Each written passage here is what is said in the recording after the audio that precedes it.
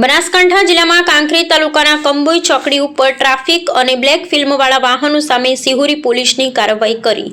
પ્રાપ્ત વિગત અનુસાર કાંકરેજ તાલુકાના કંબોઈ ચોકડી પર ટ્રાફિક જામ બાબતે પોલીસ સ્ટેશનમાં રજૂઆતને લઈ સિહોરી પોલીસ સ્ટેશનના જાબાઝ પીઆઈ કિર્ટસિંહ બિહોલા અને ટ્રાફિક પોલીસ દ્વારા કંબોઈ ચોકડી પર ટ્રાફિક નિવારણ માટે તમામ લારી ગલ્લાવાળાઓને કડક સૂચના આપવામાં આવી હતી અને રોડ રસ્તા ઉપર પડેલ કચરાના ઢગલા દૂર કરવામાં આવ્યા હતા।